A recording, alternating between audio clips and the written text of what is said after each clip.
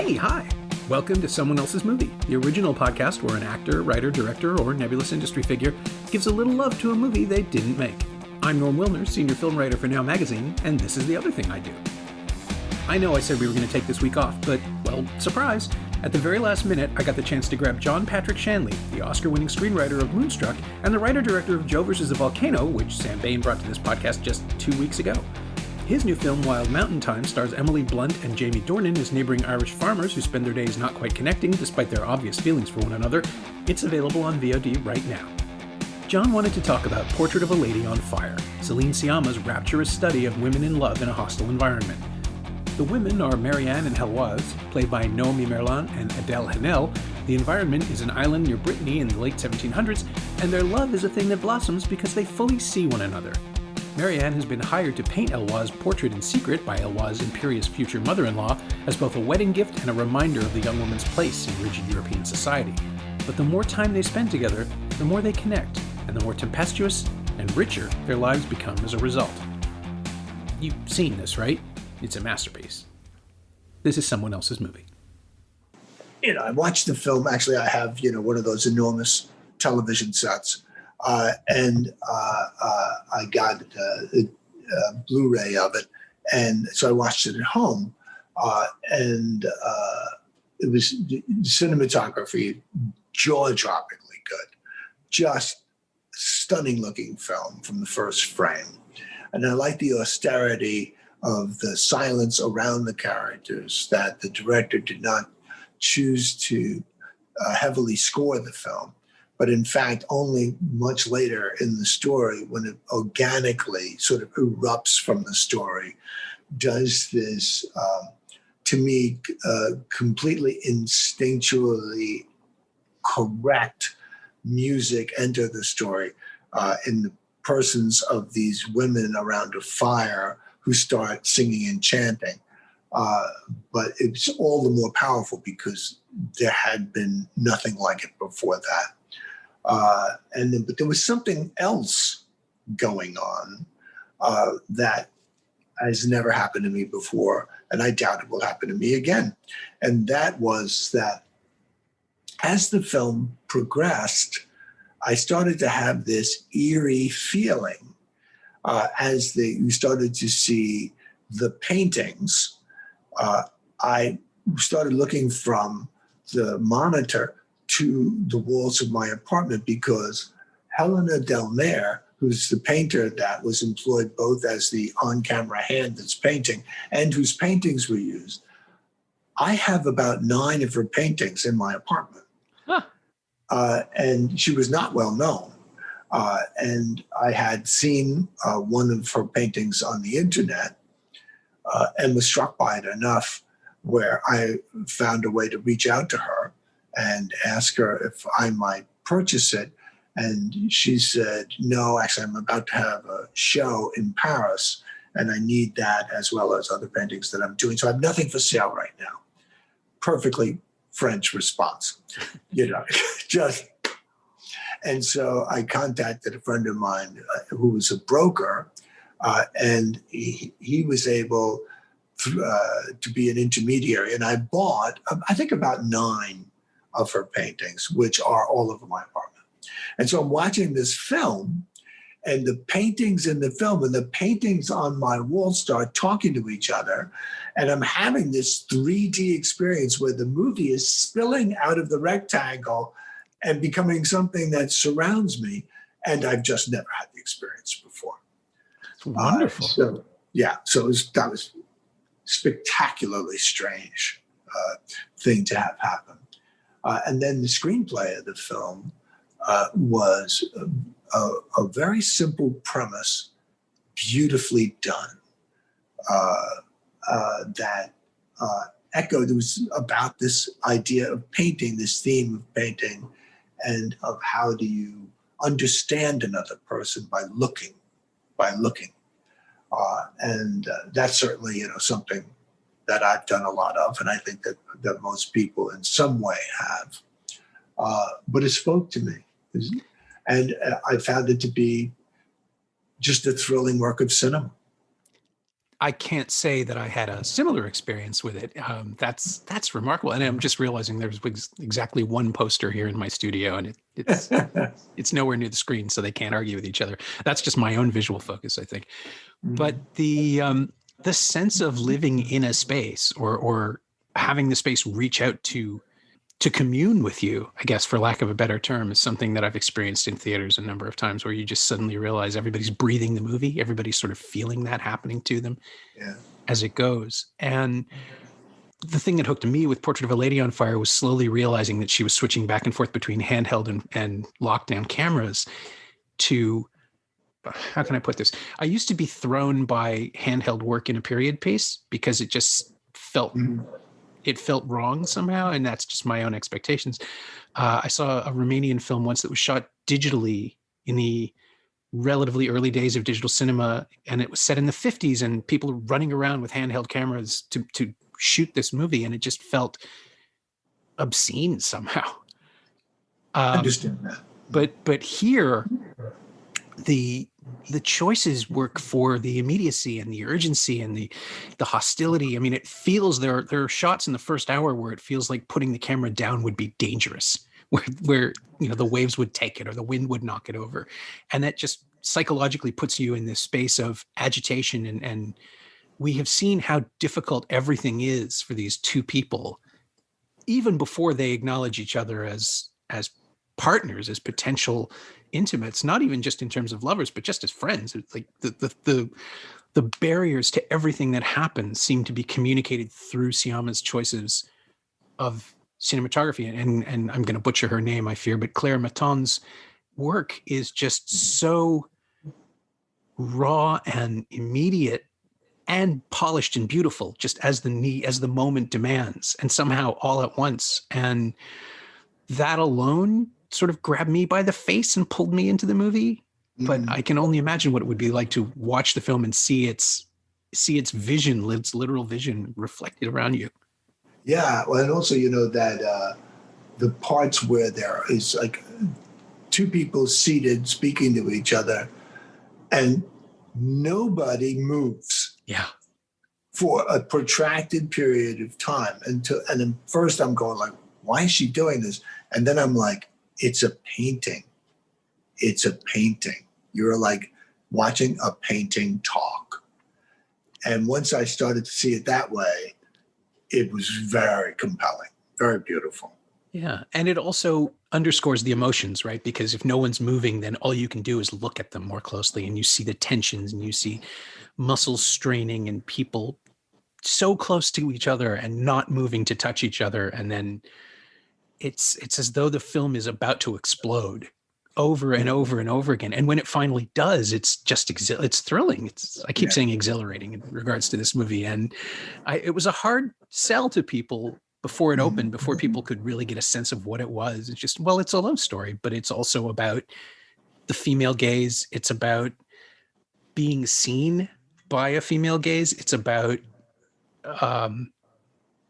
understanding, right? I mean, and Sciamma's been making these movies all along that are about gender roles and fluidity and agency and sexism and privilege, but setting it in the 17th century is such a 16th, late 16th, 18th. Oh, right, 1784. Thank you. I'm terrible with that. I'm not that good either. My biggest flaw. But by making this a film set in a time where the options, it's not that they were limited, they didn't exist for women to have this sort of agency and direction. And that there's one man in the film, we see him at the very beginning, and he is pretty much useless. He leaves her, he strands her in this world.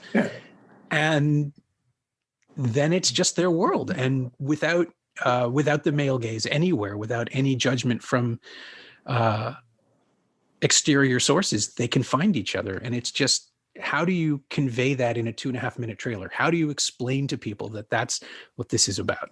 I'm fortunate that I never saw the trailer, so I didn't have to face that. Although I think if I saw 2 minutes of that cinematography, I would have wanted to see the film.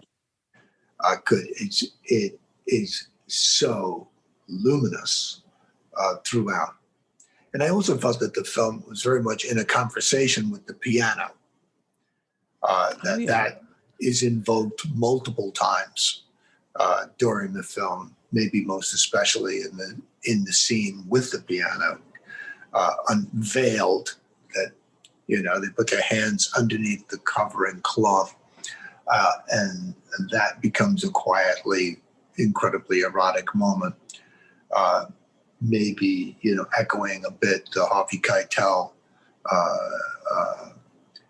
moment in the piano, but also when she jumps in at the beginning after when the canvases fall in the water, and her just standing looking at the ocean and that period, it kept bringing it up, and I sort of felt it was in one way the camera, the director saying, what would happen if you made the piano without a man? How would it change this? It would be more to my liking. That in fact, he may have been a discordant element from something that might have gently gone deeper had he not been present. Yeah, I hadn't even considered that interpretation, but there's been so much of a fad. I guess it's not a fad, but we're currently in this time where the gender flip is the most important thing you can do to a property. Since everybody's remaking everything, we might as well reorganize the perspectives and see how that plays. But removing elements, especially from something like that, I wonder how Campion would play if she had the opportunity to revisit that material, that specific film.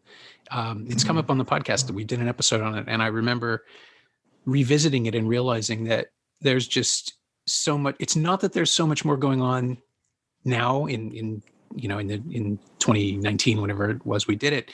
It was that when I saw it in 1993, I was just like 25 and I was in no place to understand everything that was going on. I missed so much, and I'm twice that age now, and I got to see Portrait of a Lady on Fire as a fully formed person, I suppose, with somebody who can just read the love and the emotion and the desire, and it's all just so clear.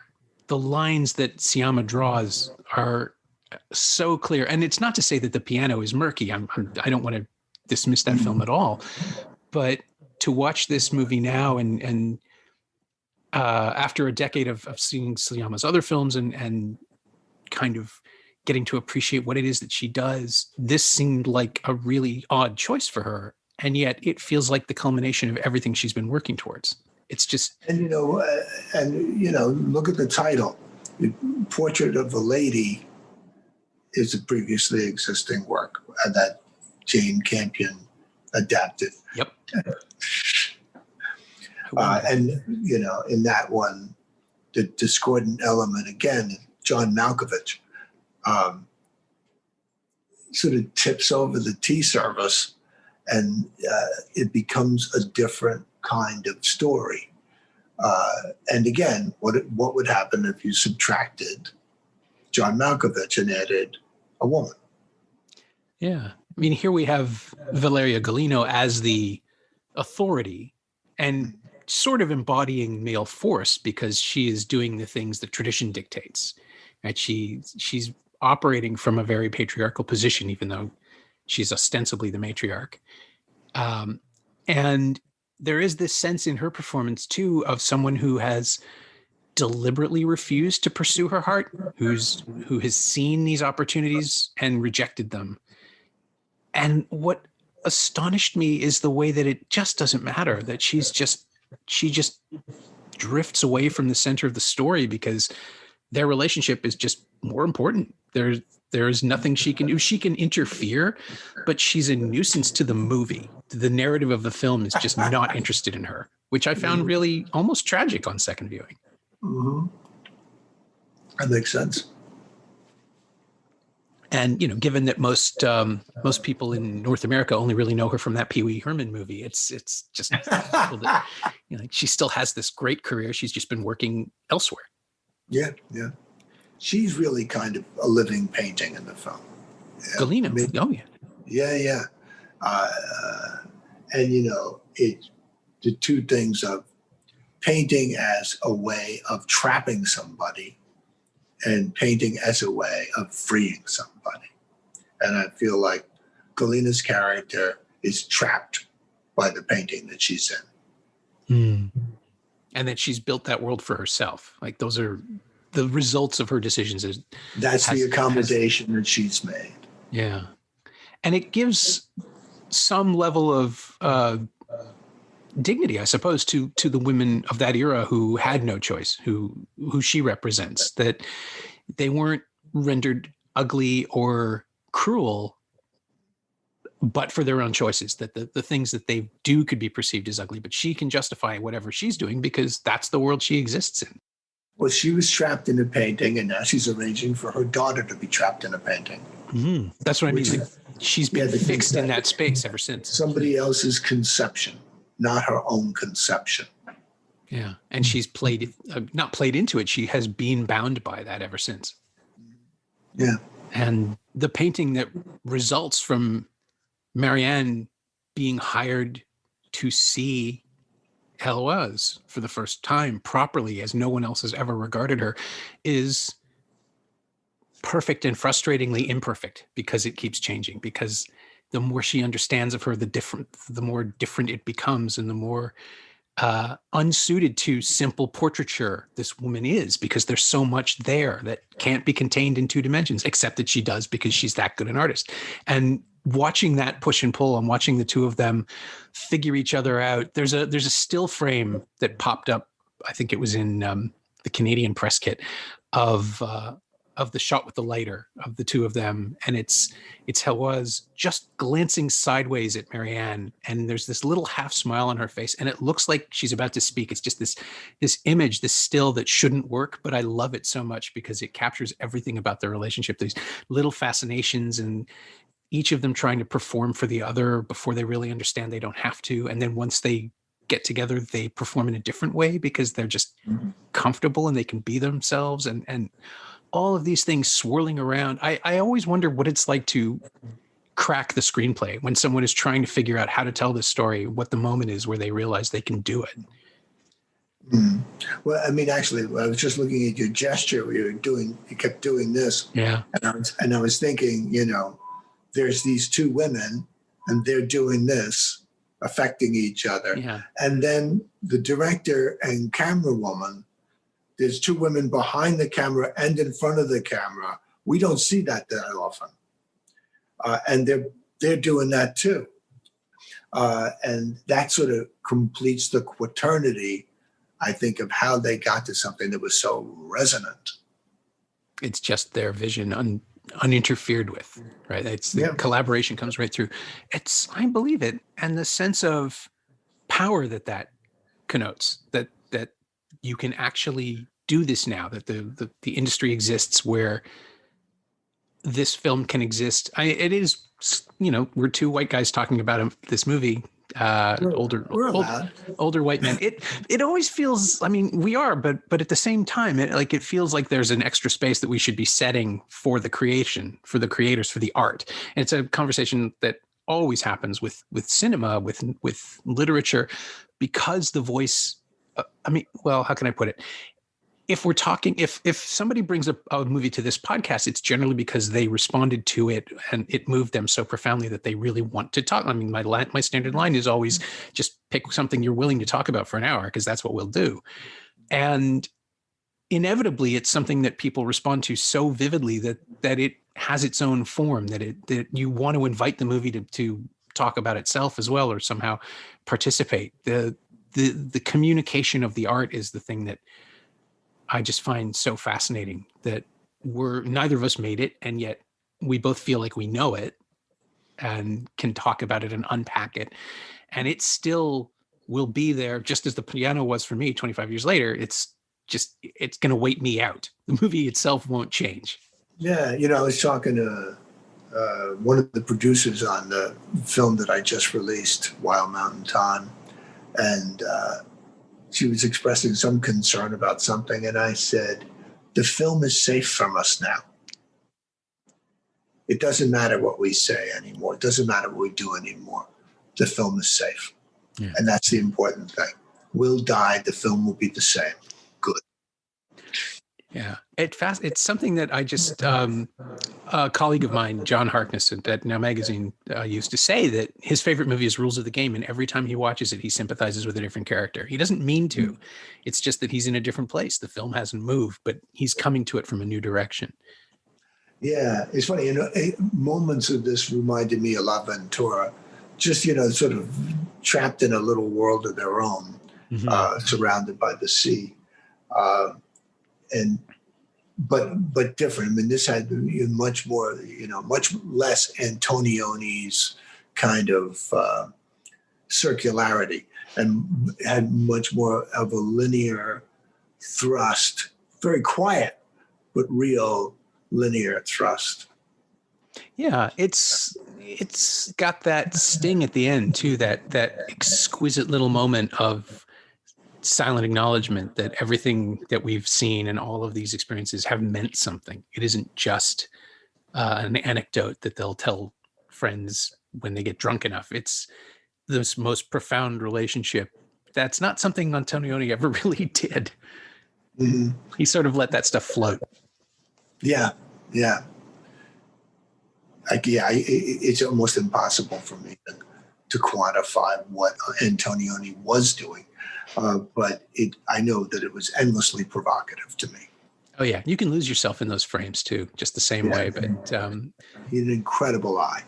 Yeah, but here the sense of hostility, I think that's the difference to me, is that the trial of getting to the island, the actual effort it takes for them to do anything once they're there, the walks that are so stormy and windswept and still worth having, but you have to, bundle up entirely and wear mesh on your entire body just to survive the spray and the sand. That sense that everything that happens there is more valuable because they've made it happen, that the canvases can be saved and that the painting can exist and then get off the island as well. It's all, it's that Castaway fantasy where wouldn't it be great if, but it's just a harsh, awful world that human contact makes bearable.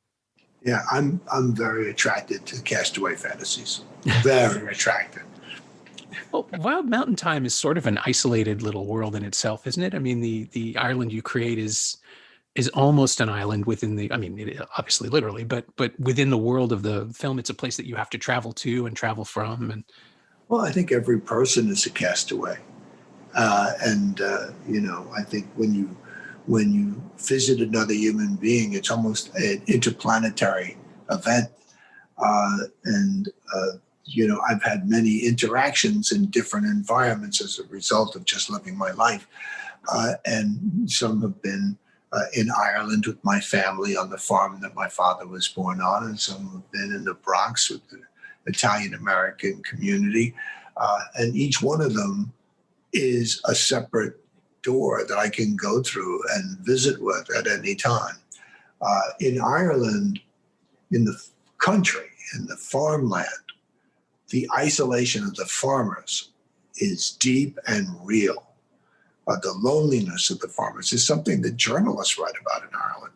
That it's the plight of many farmers that the ones that didn't marry end up alone on farms for the rest of their lives. There's a sort of window during which they get married, and if they miss that window, they never do. For reasons that are difficult to fully plumb. The farm that's in my family, run by my cousin Anthony, he never married. And it's a fascinating person who, to American eyes, you go, why didn't this person ever marry? Or the equivalent, why did this person end up alone on this farm?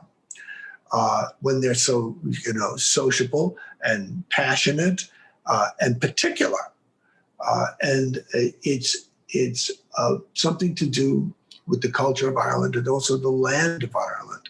There is a remoteness that is easily achieved in Ireland. You don't have to go that far to have gone very far. Yeah. My closest experience has been Wales, but yeah, I get that. I know what you mean. But the farms are different. The farms are different than urban. Like Dublin is a different world. Right. And in the Irish culture, the city people, like in Dublin, they want to deny the existence of the Irish farmers because they feel it's backward. And they want to be thought of as a forward-moving people. And of course, people like me come in and go, but it's the most beautiful part of not just physically, but culturally. This is the richest and the deepest part of your land. But that's maybe the role of the outsider, is to see what's obvious that might be, because of short-term concerns, a blindness for people who live there. Yeah. I think that brings us back to Portrait of a Lady on Fire in a weird way. The thing that Marianne does is see. Yes. And we get to see it with her. Yes. And also that the filmmaker and the screenwriter were drawn to a fantasy of such isolation. Why, in other words, it's not just that you have a camera and they drop you by parachute into a location, you start shooting. You choose to go there. So something, I think, an idea of purity and experiment is what drew her to tell a story in such a secluded environment, because it's a crucible. It allows things to unfold at their own pace and in their own way. And it allows the unspoken to become potent. Whereas if there's a hurly-burly of people and events, that's less possible. I do find it attractive. Yeah. Well, I mean, obviously, Wild Mountain Thyme originated as a stage play and would have been far more limited in its perspective. But the pub scenes I kind of really responded to those, the sense of life happening all around that these characters are isolating themselves from by choice.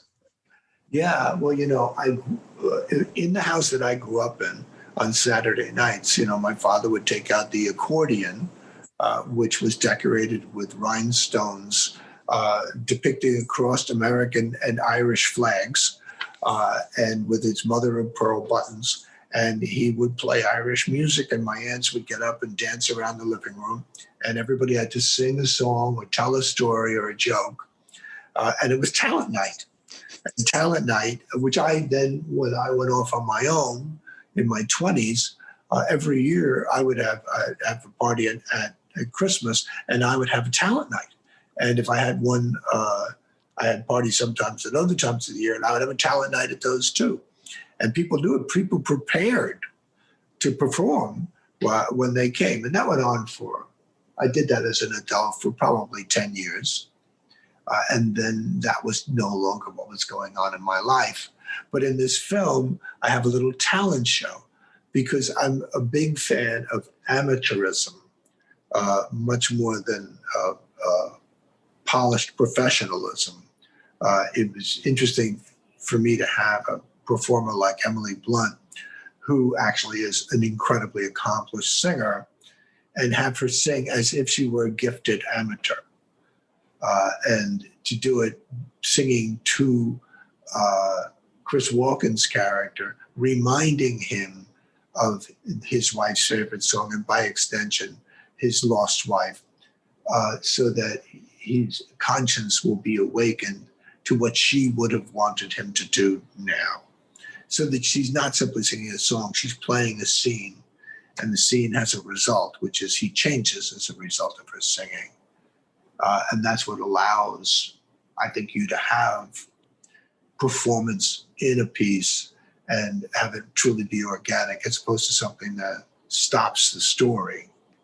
We've sort of talked about parallels, but obviously Portrait of a Lady on Fire is such a recent film. And the question I usually ask at the end of an episode is if there's anything in it that you yourself would want to borrow or reference or replicate or everything. I'd like to steal everything, which is the highest compliment, from the actresses to the costume design to the cinematography to the use of organic music within the piece to the screenplay. It's a major piece of cinema and doesn't declare itself so. It allows you to find it so. I'd kill to work with that camera woman. Oh my goodness. She's gifted, really gifted. Yeah. Well, I've her work on Atlantique is just is completely different, right? I mean, it's got, I don't know if you've seen that, but it's a Mati Diop's film. It's on Netflix. It's it's a modern ghost story. It's very difficult to explain, but it's also a romance, and it's also, I think you'd like it. And it looks nothing at all like Portrait of a Lady on Fire. It's remarkable just how different it is. Yeah. But one of the signs of a terrific camera person. My thanks to John Patrick Shanley, whose new film Wild Mountain Thyme is now available to watch on VOD from Elevation Pictures. Thanks also to Olivia Nassner. She knows what she did. You can find John on Twitter at JohnJPShanley, all one word, and you can find Portrait of a Lady on Fire on Blu-ray and DVD in a genuinely gorgeous special edition from the Criterion Collection. It's also available on Apple TV and Google Play, and streaming on Hulu in the US and Crave in Canada. As always, you can find me on Twitter at Norm Wilner and elsewhere on the internet at nowtoronto.com, where I'm hosting a bunch of podcasts these days. Go check them out. And you can find this podcast on Twitter at Semcast, SEMcast, and on the web at someoneelsesmovie.com. Our theme song is by The Last Year. If you like it, or the show in general, please say so. Leave a review on Apple Podcasts or Google Podcasts or wherever you've been enjoying us. Every little bit helps, it truly does. And check out the other shows on the Frequency Podcast Network while you're there. One of them must be up this week. Until 2021, stay inside, watch movies, wear a mask if you have to go out. I'll see you in the new year.